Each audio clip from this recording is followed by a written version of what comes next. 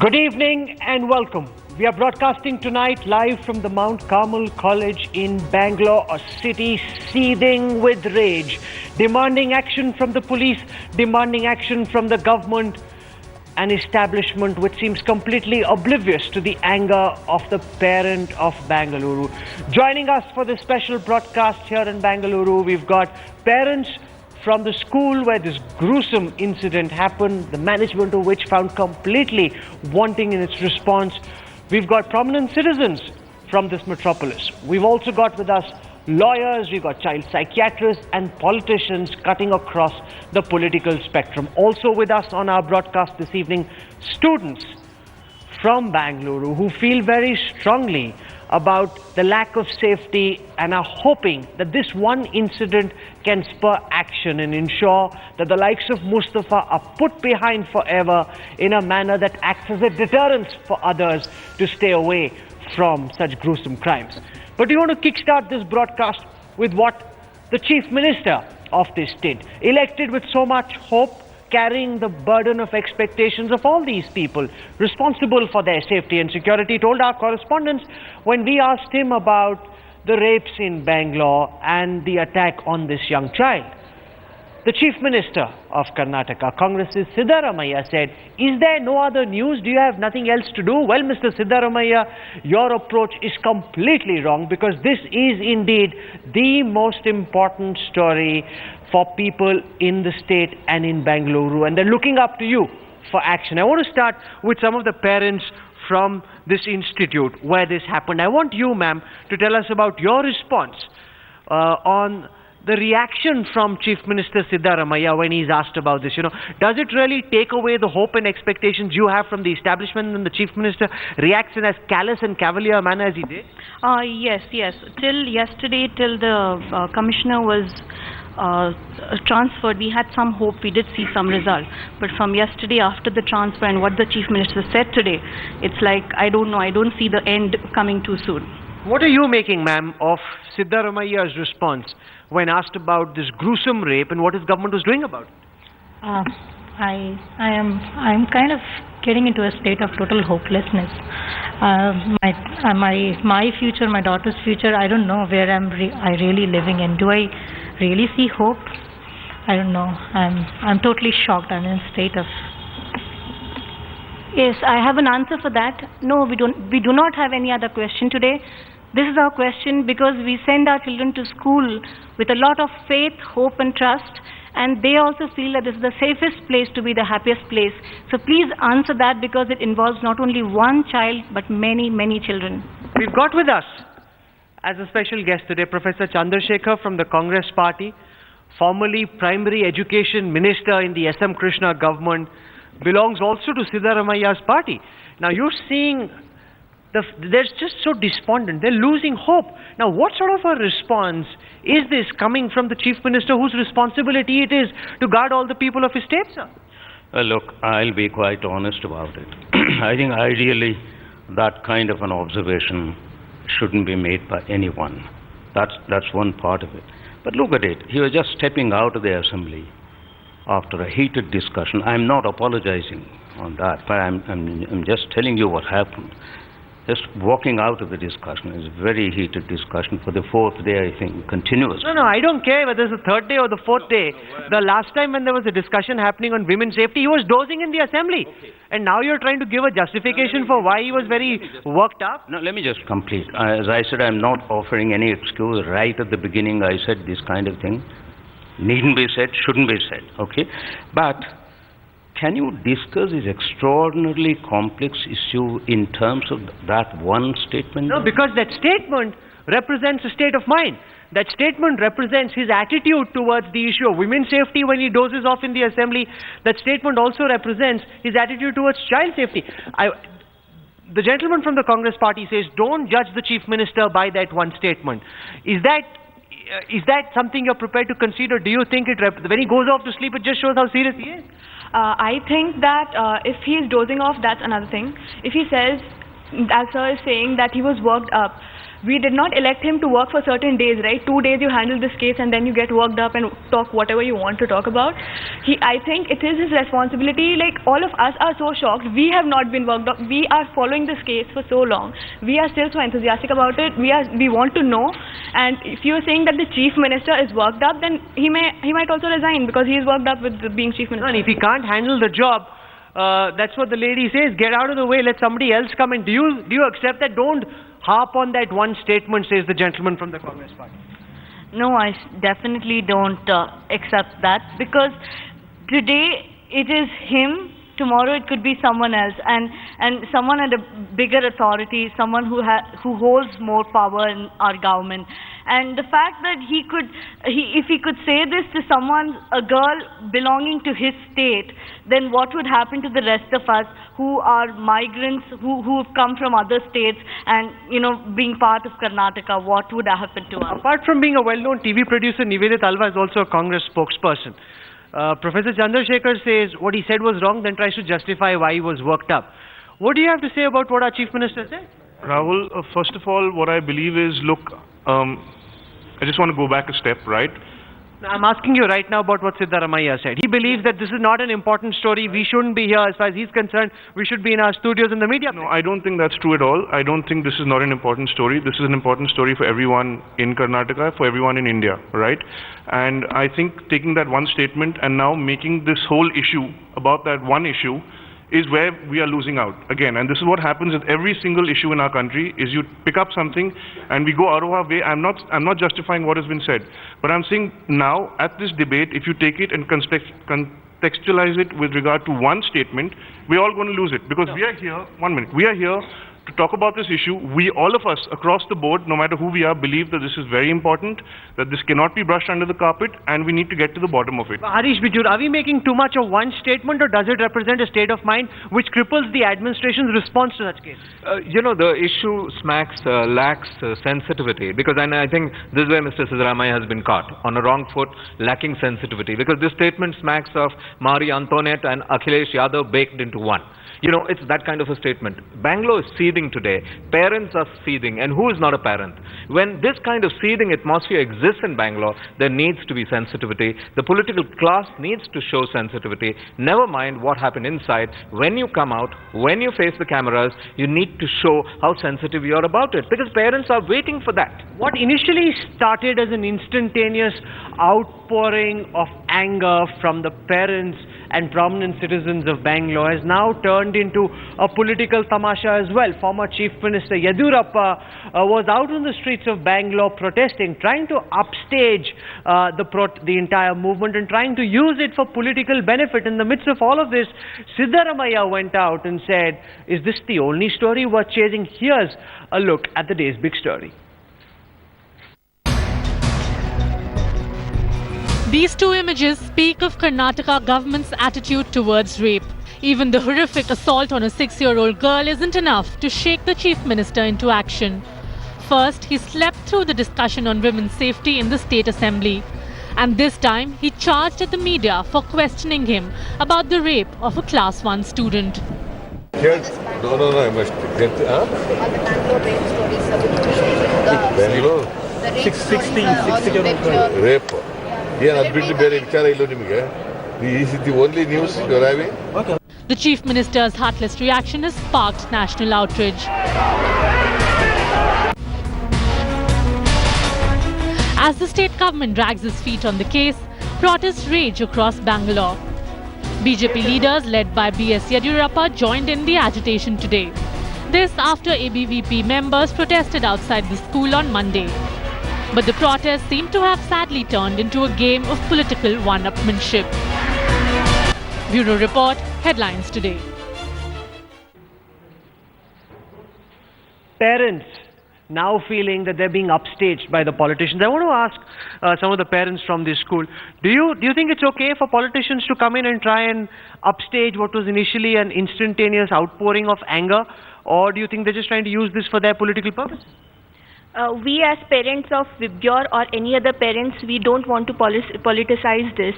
We are basically thinking and working towards a solution. We don't want violence, we don't want protest. We are protesting for our rights. We are protesting for the justice of the child. We are protesting for our own kids' safety. So right now, political parties coming to us is not helping us. We don't want violence. We want solutions. You don't want violence, you don't want politicians around, and that goes as much for the BJP, Mr. Reddy, as much as it does for the Congress. That Yadurappa, when he went out, there almost seems to be wanting to try and use this protest for his own and his party's political purpose. Rahul, let me tell you one thing. Where is the responsibility and leadership of this Congress party to come and take the burden, to bear the burden of the situation and assure the people, give them the faith that they will take the people through this enormous problem? It is not there at all. On the other hand, as Harish said, you have an insensitive CM saying, like Akhilesh Yadav, why are you asking these questions to me? Now, so today, as the opposition political party, you may say that we have given it a political color, but we have a responsibility to take the conscience of society to these issues and show the insensitivity of the CM and the inactivity, the absolute lethargy of this government. It's not just the political establishment that has been found wanting. What I also found was the sheer incompetence of the police. The police actually took this young girl back to the crime site, almost as if she were an adult who was fully in her senses, able to recollect what happened. This is the worst thing psychologists and psychiatrists say the police should be doing, because you're actually making permanent that trauma, making her revisit that trauma, which is not what the police should be doing. We've got Dr. Bhatt with us. He runs a popular radio show as well. He's a psychiatrist. I want you to explain to our viewers why what the police is doing is very wrong and why their approach to this case is completely ham-handed. Absolutely. The child is clearly a victim who is suffering from, pain, grief, shame, fear, and the child has to be handled extremely sensitively. So the worst thing to do is to take the child back to the crime site and to interrogate the child. The child will feel even more victimized, even more traumatized. And so what we need is a good coordination between the police department, a child psychologist, psychiatrist, and a system needs to be in place. Because the sad fact is that there are many potential victims out there. We need to prevent that, and I think we should talk a little bit about it. So apart from being in your current capacity of being in the JDS, you're also a former Assistant Commissioner of Police. Now, how does the police explain this? There is no child psychologist over there. You take the child back to the trauma site, which is the worst thing the police should be doing. You have transferred the police commissioner. That's not the solution. You are making permanent the damage that this child has gone through. You see, nowadays police is not fully aware of the procedures. And sometimes we depend on the witnesses who can show the spot. There is no need to take the girl to the spot. And we can inspect, and witnesses will say this is the spot. So this is wrong. No, but why are the police doing this then? What action needs to be taken against the investigating officer who are putting the child through continued trauma? You see, what we are seeing in all these cases, investigating officers are not so perfect about the laws and procedures. And so why are they not? Why should we as citizens accept this? As tax-paying citizens, the least that people expect is for the police to know their job and not to put the child under such continued trauma. Ma'am, is this acceptable that the police is incompetent, they don't know their job, they don't know the procedures? Can this chalta hai attitude continue? Do you believe these investigating officers too need to be booked and taken action again? See, the present system which is existing is not sufficient. I only feel the entire thing must be the book, for that matter, IPC or CRPC. The investigation procedure, we are having it from 18th century. Please dump them into the dustbin. We must have a special law made for the investigation of the children and women. As it has happened in Philippines, because children will never be taken. In a small room where the child will not even know, the police will not come in the uniform. Child will be playing, it will be investigated. Psychiatrist will be there, others will be there. A child will not even know that his child is being investigated, and that becomes the permanent evidence. child will not be called again.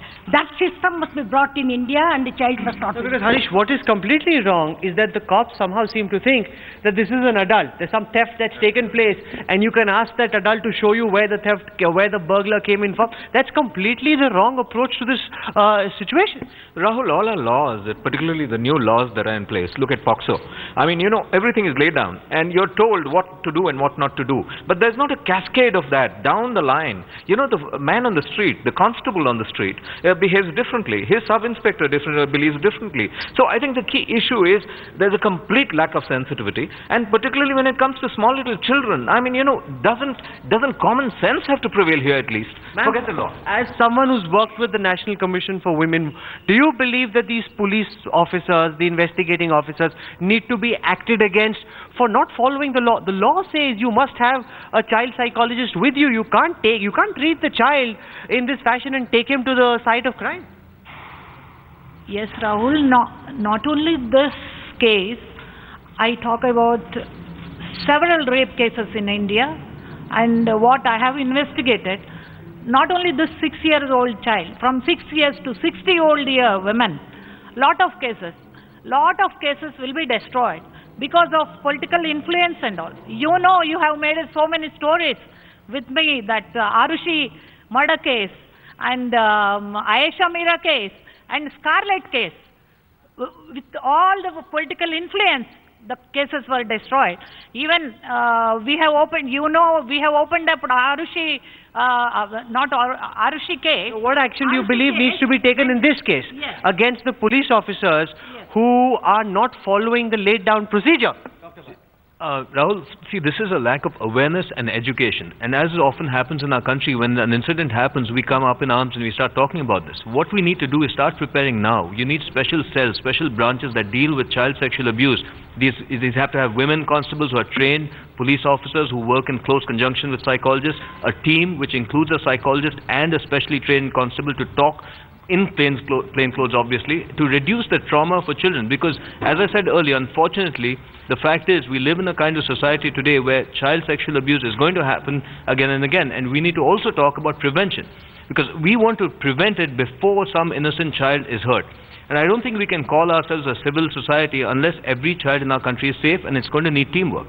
So I'm glad. What parents have done is they've actually put together a 40-point memorandum which has been submitted to the state government. They want this implemented not just in the institute where this crime happened, they want this implemented all across in all schools of Karnataka. So what are their demands? What is it that the parents want schools to put in place so that, as the doctor was saying, that you can prevent such crimes from happening and are not caught wanting after the crime has already taken place? Take a look at this.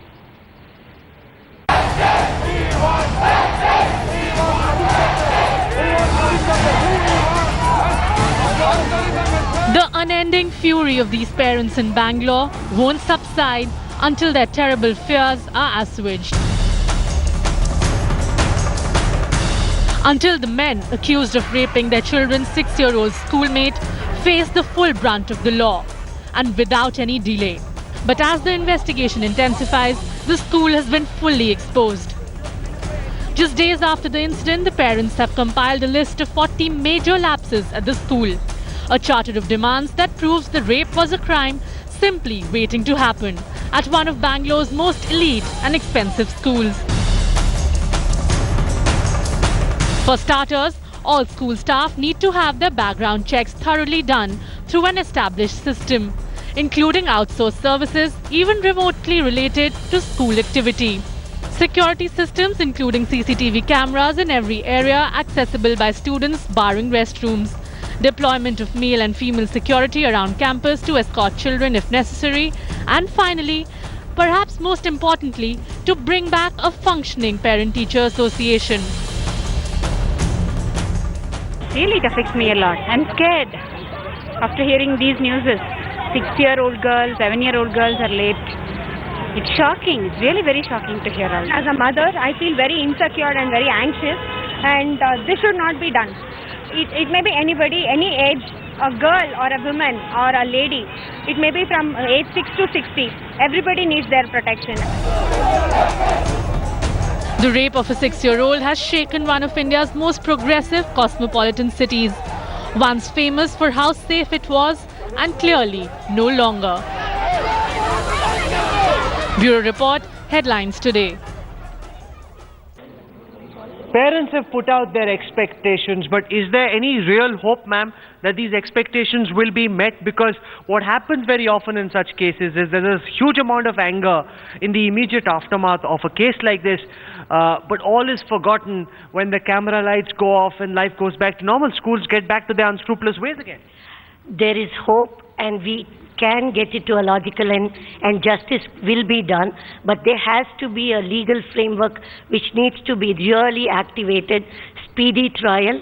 And let me tell you, there are 104 police stations in Bangalore. Every police station has special juvenile police unit where the sub-inspector rank person is considered as the child welfare officer who has to assist in these cases.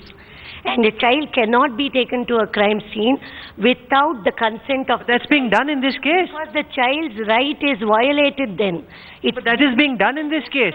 There are no child psychologists there. Do you think that's a case for action to be taken against? Absolutely, absolutely, because mental health professional has to give clearance under the JJ Act whether this child can be taken, and without all those procedures being followed, you cannot take a traumatized child back in the night and made to talk.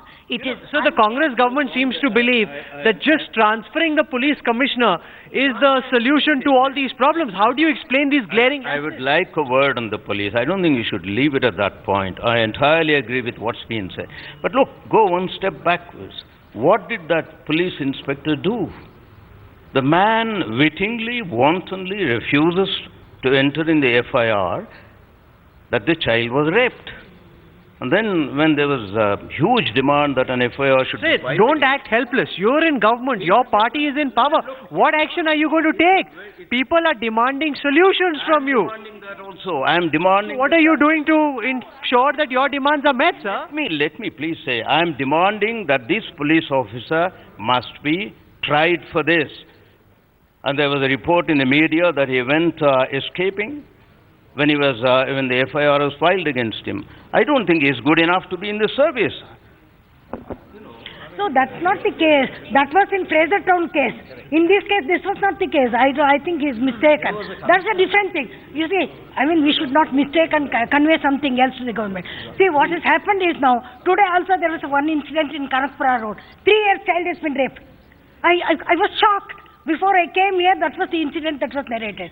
This is continuing. There is a reign of rapes in this state. Something has to be done.